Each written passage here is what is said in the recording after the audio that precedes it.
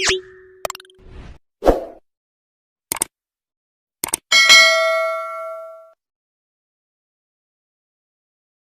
ini mati ditabrak mobil. Ikan ini tidak menyangka dirinya bisa mati seperti ini. Seorang pria lalu mengambilnya, berniat memasaknya menjadikannya makanan. Namun ketika dia menaruh ikan itu di mobil, tiba-tiba ada raungan di kejauhan. Dia berjalan perlahan ke sana. Pemandangan di depannya membuatnya tercengang. Ternyata asal suara itu berasal dari Putri Duyung Hitam. Dia dengan hati-hati menyentuhnya dengan tongkat kayu. Tapi Putri Duyung itu sepertinya sudah mati. Tidak ada bergerak. Ini adalah ikan raksasa. Pasti bisa dijual dengan harga tinggi. Melihat tidak ada siapapun, dia membawanya pergi dengan mobilnya, membungkusnya dengan kantong, dan menyeretnya ke rumah. Agar Putri Duyung tetap segar, dia mengisi bak mandi dengan es batu, lalu memasukkan Putri Duyung itu. Bekas luka di wajahnya membuatnya merasa rendah diri. Sekarang dia akhirnya memiliki uang untuk operasi, dan bisa berkenalan dengan gadis-gadis di jalan. Mengingat hal ini, seketika membuatnya menari dan bernyanyi. Dia kemudian meminum sekaleng bir. Dan ketika sedang minum, suara di kamar mandi menarik perhatiannya. Begitu pintu dibuka, dia melihat Putri Duyung itu bergerak, membuat dia ketakutan dan memaku. Sampai Putri Duyung bangun dan melolong, baru membuatnya terbangun. Dia segera mengambil senapan di mobil. Tapi siapa tahu, ketika kembali ke kamar mandi, Putri Duyung itu menggigit kakinya, dan menyeretnya masuk. Jack bergulat dan ingin mengalahkannya. Tapi aku tidak menyangka ekor Putri Duyung itu sangat kuat, membuatnya terlempar. Bahkan lengannya tergigit. Untungnya, ada jaring ikan di sebelahnya. Setelah beberapa saat, dia berhasil memasang jaring pada Putri Duyung itu. Dia ingin membunuhnya.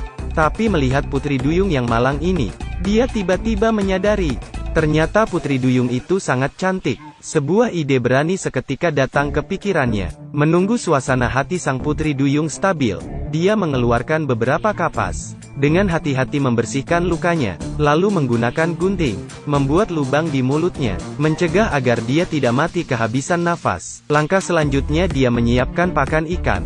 Dia membeli $200 daging di supermarket, memintanya memilih kulit babi tangan kanan, daging sapi tangan kiri. Putri Duyung alergi kulit babi. Dia memberi isyarat, ingin makan daging sapi. Jack melihat dia menikmatinya.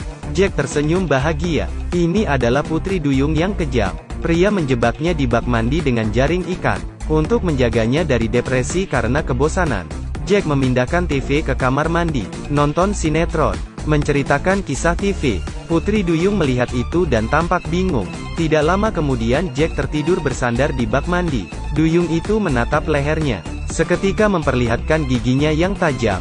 Sebuah suara tiba-tiba membangunkan Jack. Dia melihat seorang pencuri, dan ketika dia melihat wajahnya, tidak disangka ternyata pencuri itu adalah teman baiknya John. Kelihatannya pencurian itu gagal. Seketika pencuri ini menjadi perampok, mengancamnya untuk menyerahkan uangnya.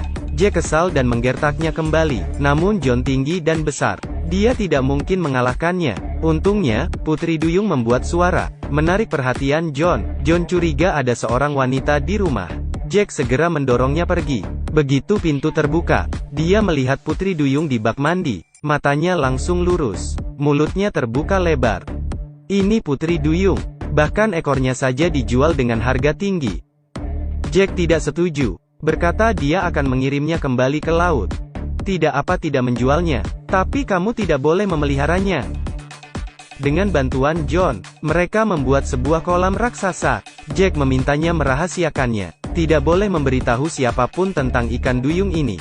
John pun menyetujuinya. Putri Duyung akhirnya lepas dari belenggu jaring ikan, berenang di dalam kolam. Di malam hari dia mengeluarkan 2 kilogram daging, menyiapkan steak mentah dan matang. Setelah membuang mentah di kolam ikan, dia berbicara tentang masa lalunya yang tragis. Ternyata dia dulunya adalah pria tangguh yang terkenal, membunuh ribuan hiu dengan tangan kosong.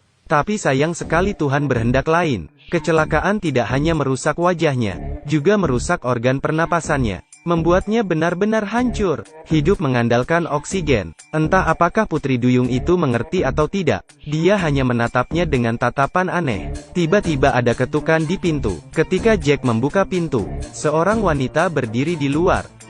"Sayang, apakah kamu mengenaliku?" "Saya Putri Duyung." Jack tercengang.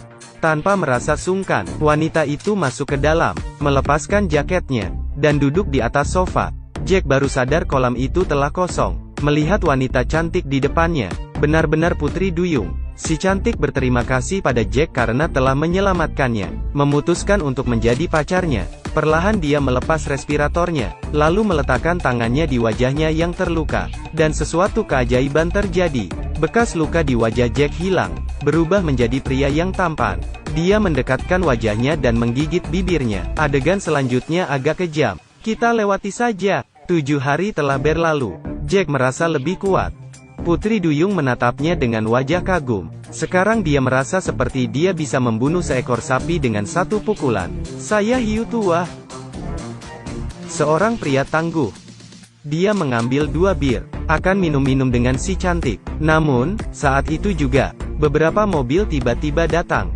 Dia segera berpakaian dan keluar memeriksa. Ternyata John membocorkan. Mereka memintanya menyerahkan ikan itu, lalu mereka akan membagi hasilnya. Melihat mereka banyak orang, Jack menolaknya. Dia meminta mereka menunggu di luar. Dia kembali ke rumah dan membawa Duyung keluar. Tapi penonton tidak akan menyangka akan terjadi. Jack benar-benar menembak mereka.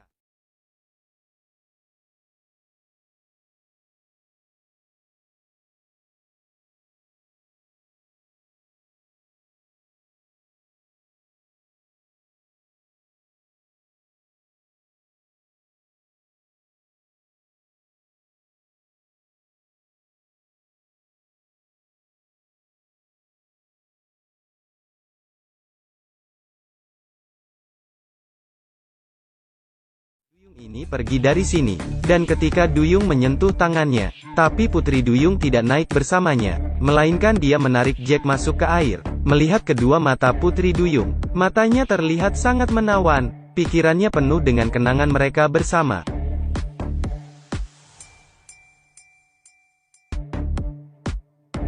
Ternyata Jack dihipnotis oleh Putri Duyung. Dia ini tidak menyembuhkannya. Kebahagiaan mereka juga palsu. Sebenarnya wanita itu tidak ada. Bisa dilihat ketika dia keluar menemui John. Luka di wajahnya masih ada. Ini adalah perbuatan Putri Duyung itu. Tujuannya adalah untuk memangsa Jack. Baiklah, cerita berakhir sampai di sini.